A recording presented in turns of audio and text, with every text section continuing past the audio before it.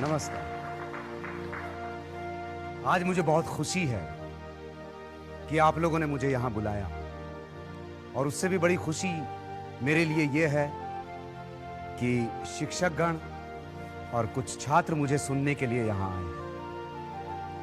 तो मैं कहना चाहूंगा कि शिक्षा में रंगमंच और खेल बहुत जरूरी है, क्योंकि बौद्धिक विकास और शारीरिक विकास के सामंजस्य के लिए शिक्षा के साथ साथ खेलकूद और रंगमंच का होना बहुत जरूरी है।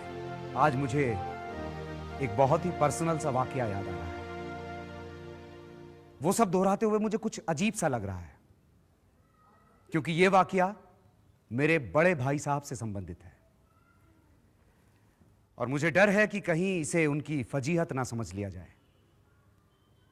पर ना कहूं तो भी लगेगा कि इस विषय में मैंने बिल्कुल अधूरी बात कही है। यह मेरे लिए एक मिसाल है, एक उदाहरण है। मेरे भाई साहब मुझसे 5 साल बड़े थे, लेकिन केवल 3 दर्जा ही आगे थे। उन्होंने भी उसी उम्र में पढ़ना शुरू किया था जिस उम्र में मैंने शुरू किया था।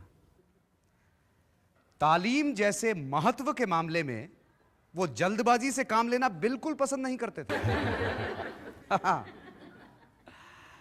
और इसी भावना की बुनियाद खूब मजबूत और पुख्ता डालना चाहते थे, ताकि उस पर एक आलीशान महल बन सके। 1 साल का काम 2 साल में करते थे। कभी कभी 3 साल भी लग जाया करते थे। बुनियाद ही पुख्ता ना हो तो मकान पायदार कैसे बने? मैं छोटा था, वो बड़े थे। मेरी उम्र 9 साल की थी, वो 14 साल के थे। मेरी तंबी और निगरानी का उन्हें पूरा और जन्म सिद्ध अधिकार था। मेरी शालीनता इसी में थी कि उनके हुक्म को कानून समझूं। देवाधर! जी भाई साहब। क्या कर रहे हो? चलो पढ़ाई करो। जी।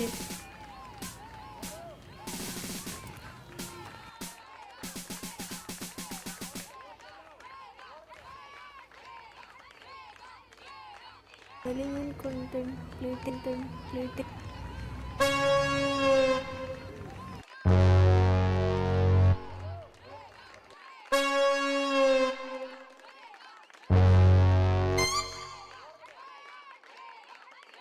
In her bags.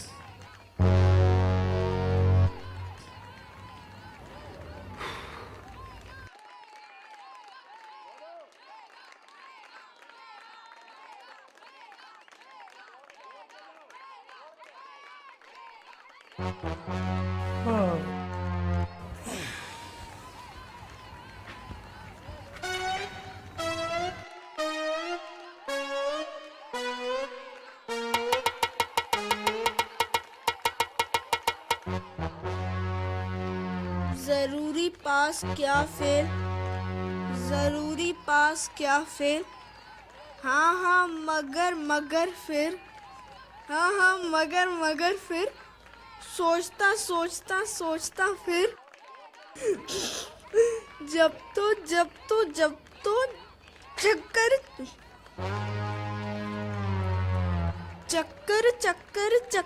चक्कर स्पेशल अमीना भाइयों दरअसल भाई श्रीयुत राधेश्याम।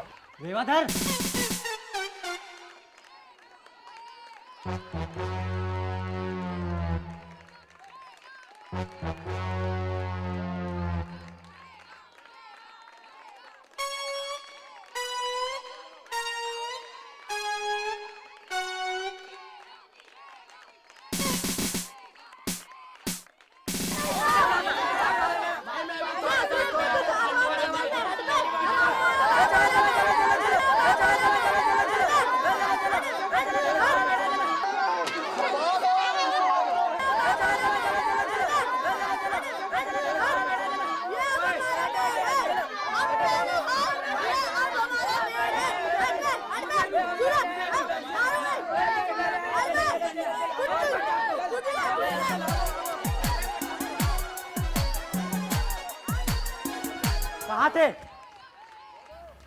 कहाँ थे?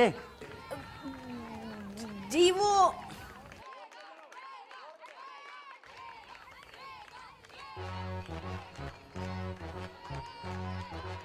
Once upon a time, there lived in a village in Russia a farmer named Paham.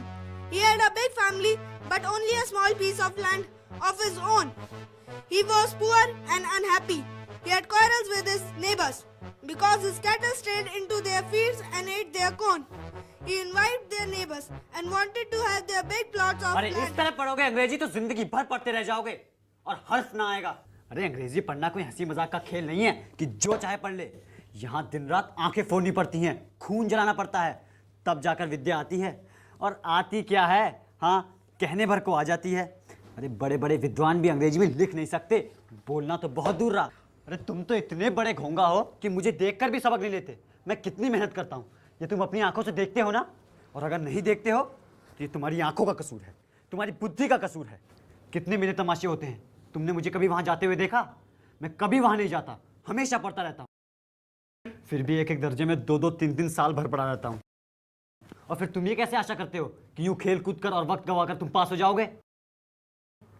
अरे मुझे तो 3 साल ही लगते हैं, तुम तो उम्र भर इसी दर्जे में सड़ते रहोगे। अगर खेलकूद का इतना ही शौक है तो घर चले जाओ। दादा की गाड़ी कमाई के पैसे क्यों बर्बाद करते हो?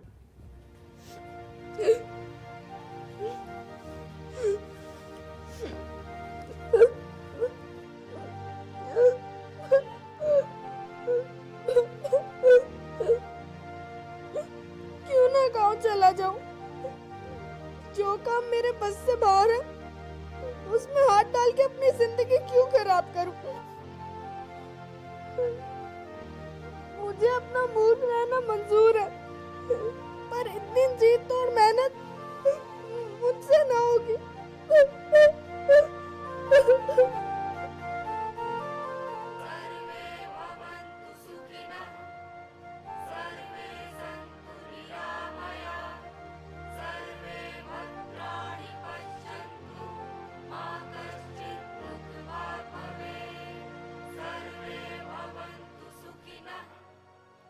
ठीक ही तो कहते हैं भाई साहब, मुझे जी लगाकर पढ़ना होगा, बिना कोई नक्शा बनाए या बिना कोई टाइम टेबल बनाए।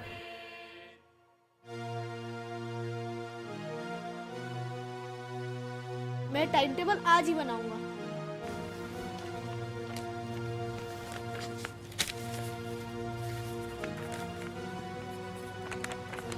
पाँच से 6 मैथ्स, 6 से 7 स्कूल के लिए तैयार होना, 7 से 8 स्कूल के लिए जानना।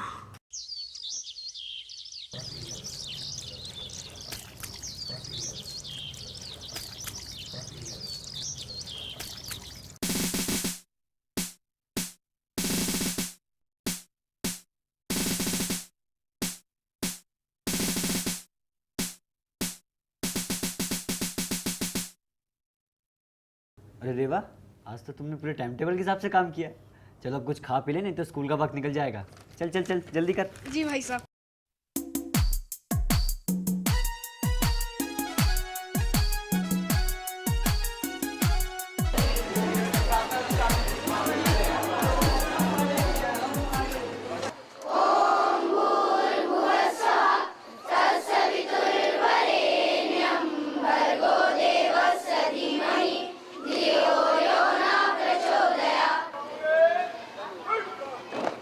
सावधान हो गए, सावधान।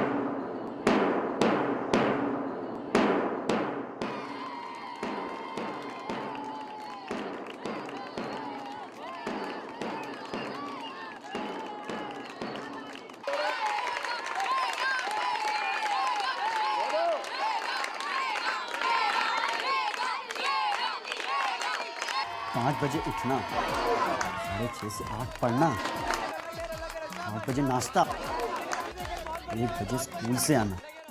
रेवादर, इधर आओ। ये टाइम टेबल बनाया था तुमने? जी। बढ़िया, घर से बनाया था टाइम टेबल? क्या हुआ, फिर सो गया? बोलते क्यों नहीं? सांप सूंघ गया क्या? और अगर खेलकूद का इतना ही शौक है तो जाओ किसी खेलकूद के विद्यालय में नाम लिखा लो। पर तुमसे तो वो भी नहीं होगा, बेवकूफ। तुमसे कुछ कहने का मतलब है भैंस के आगे बीन बजाना। बच्चों शांत हो जाइए, ये सालाना एग्जाम है। हाँ, ये सालाना एग्जाम है आपका और इसमें पास होना आपको जरूरी है।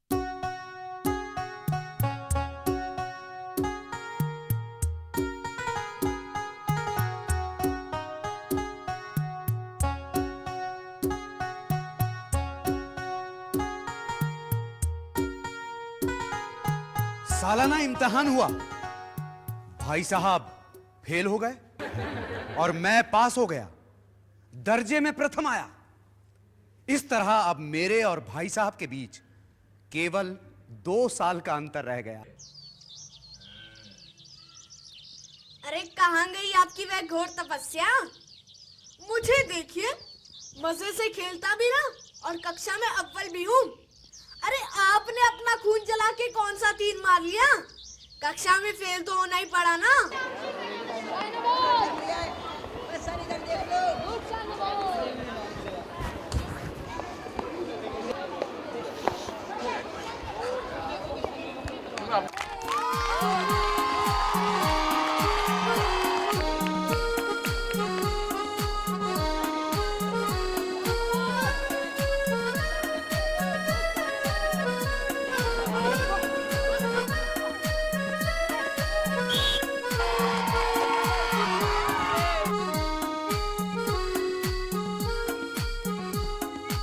देखता हूं, इस साल तो कक्षा में पास हो गए और अव्वल भी आ गए, तो क्या तुम्हें दिमाग हो गया? मगर भाईजान, घमंड तो बड़ों बड़ों का नहीं रहा। अरे तुम्हारी क्या हस्ती है? इतिहास में रावण का हाल तो सुना ही होगा। उसके चरित्र से तुमने कौन सा उपदेश ले लिया, या यूं ही पढ़ गए? महज इम्तिहान पास कर लेना कोई चीज नहीं है। असल चीज वो है कि जो पढ़ो उसका अभिप्राय समझो। रावण भूमंडल का स्वामी था, ऐसे राजाओं को चक्रवर्ती राजा कहते हैं। रावण एक चक्रवर्ती राजा था, बड़े बड़े देवता उसके गुलाम थे, आग और पानी के देवता भी उसके गुलाम थे। परंतु उसका अंत क्या हुआ?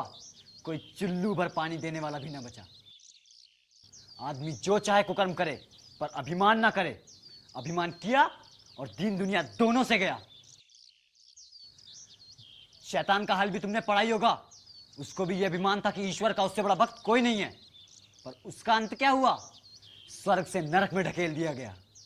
शाहरुम ने भी एक बार अहंकार किया था, उसका अंत क्या हुआ? भीख मांग मांग कर मर गया बेचारा।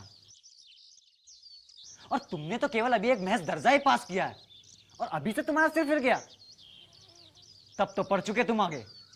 यूं समझ लो कि अंधे के हाथ बटेर लग गई, परंतु बटेर भी एक बार लगती है, बार बार नहीं। मेरे फेल होने पर मत जाओ।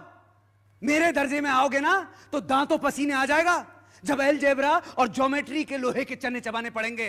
इंग्लिस्तान का इतिहास याद करना पड़ेगा। बादशाहों के नाम याद रखना आसान काम नहीं है। 8 हेनरियो गुजरे हैं, एक एक का नाम याद रखना आसान काम नहीं है। समझते क्या हो तुम? 7वें हेनरी की जगह 8वां हेनरी लिख दिया तो सब नंबर गायब, सफा चट, सिफर भी ना मिलेगा। अरे समझते क्या हो? दर्जनों विलियम्स हुए, दर्जनों जेम्स हुए हैं और कौड़ियों चार्ल्स। इन अभागों को नाम भी ना जुड़ते थे। एक ही नाम के पीछे दोयम, सोयम, चाहरुम, पंचुम लगाते रहते थे। अरे मुझसे पूछते, मैं बताता उन्हें 10 लाख नाम बता देता। और ज्योमेट्री, ज्योमेट्री तो खुदा की पना। ओ बो जौ, ओ बो जौ की जगह ओ जो बो लिख दो तो सब नंबर गायब। अरे कोई निर्दयी मुतमईनों से नहीं पूछता कि ओ बो जौ और ओ जो बो में क्या अंतर है। लेकिन नहीं, दाल भात रोटी और भात दाल रोटी क्या फर्क है, कुछ भी खाओ। लेकिन नहीं, इन निरीक्षकों को कोई परवाह नहीं। ये तो वही चाहेंगे जो पुस्तक में लिखा होगा। वही रटो, वही रटो, अक्षर अक्षर रट डालो और इसी रटंत का नाम विद्या रख छोड़ा है, शिक्षा रख छोड़ा है। और आखिर इन बेसर पैर की बातों को पढ़ने से फायदा? इस लम को उस लम में गिरा दो तो आधा लम से दुगना होगा या चौगना होगा या आधा ही रहे मेरी बला से। तो अब कह दिया जाए कि समय की पाबंदी पर एक निबंध लिखो जो 4 पन्नों से कम ना हो। अब आप हाथ में कलम लिए कॉपी के सामने उसके नाम को रोइए। अब कौन नहीं जानता कि समय की पाबंदी अच्छी बात है, इससे आदमी के जीवन में संयम आता है, उसके कारोबार में उन्नति होती है। लेकिन इस जरा सी बात पर 4 पन्ने कैसे लिखें? जो बात एक वाक्य में कही जा सके उस पर 4 पन्ने लिखने की क्या जरूरत? मैं तो इसे हिमाकत कहूंगा। इसलिए मेरा कहना मानिए, लाख फेल हो गया हूं लेकिन तुमसे ज्यादा संसार देखा है मैंने, तुमसे ज्यादा अनुभव है। जो कुछ कहता हूं उसे गिरह बांध दो, नहीं तो पछताओगे। स्कूल का समय निकट था, नहीं तो ईश्वर जाने ये उपदेश माला कब समाप्त होती। भोजन मुझे आज निस्वाद लग रहा था। जब पास होने पर इतना तिरस्कार मिल रहा है तो फेल हो जाने पर तो प्राण ही ले लिए जाएंगे। भाई साहब ने अपने दर्जे का जो भयंकर चित्र खींचा उसने मुझे भयभीत कर दिया। स्कूल छोड़कर घर नहीं भागा, बस यही ताज्जुब है। इतना तिरस्कार होने पर भी पुस्तकों के प्रति मेरी अरुचि ज्यों की त्यों बनी रही। लेकिन खेल कूद का कोई भी अवसर हाथ से नहीं जाने देता था। पढ़ता था मगर इतना कि रोज का टास्क पूरा हो जाए और स्कूल में जलील ना होना पड़े। इस पार्क का जो व्यास है वो 14 मीटर है। हमें ये ज्ञात करना है कि ये बच्चा इस पार्क को चारों ओर जब घूमेगा तो कितनी दूरी तय करेगा।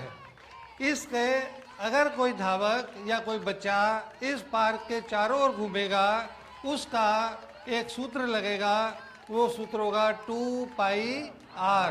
इसी को कहते हैं परिमाप। ठीक है, समझ आ गया? गुड। चलो हो गया मीटिंग।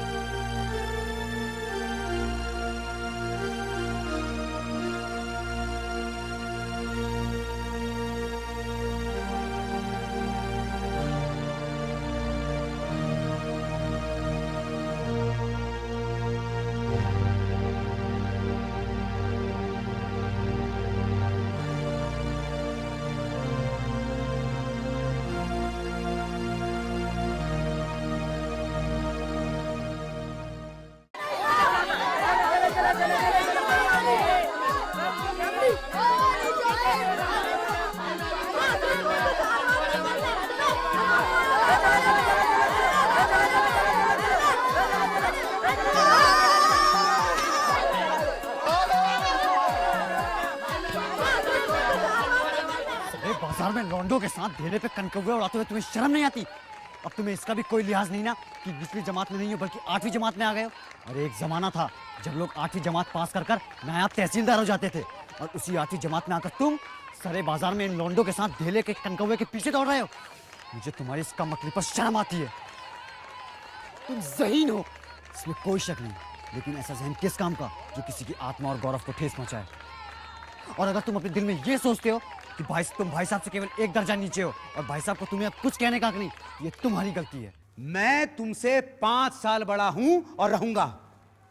दुनिया और जिंदगी का तजर्बा मुझे तुमसे ज्यादा है, तुम उसकी बराबरी नहीं कर सकते। कल चाहे तुम एमए, डिलिट, डिफिल ही हो जाओ, समझ किताबें पढ़ने से नहीं आती, दुनिया देखने से आती है। अम्मा ने कोई दर्जा पास नहीं किया, दादा भी शायद 5वीं 6ठी जमात से आगे नहीं बढ़ पाए होंगे, और हम दुनिया की सारी विद्या भी पढ़ लें, मगर दादा और अम्मा को हमें समझाने का अधिकार है। वो हमारे जन्मदाता हैं, इसलिए यह अधिकार है, इसलिए नहीं कि उन्होंने विद्या नहीं पढ़ी है। देव ना करे कल को अगर मैं बीमार हो जाऊं तो तुम्हारे तो हाथ पांव फूल जाएंगे।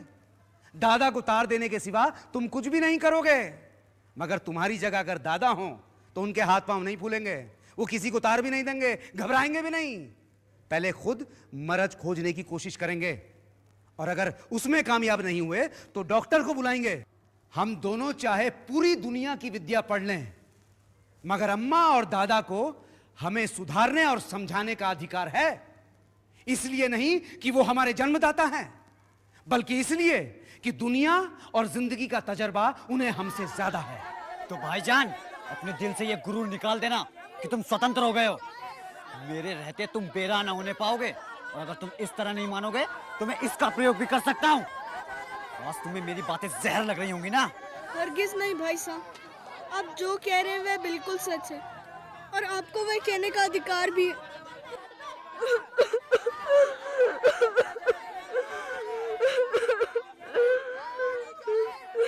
बनाने के लिए मना तो नहीं करता, मेरा भी जी लग जाता है, परंतु खुद बेराह चलूं तो तेरी रक्षा कैसे करूंगा? ये कर्तव्य भी तो मेरे सर है ना।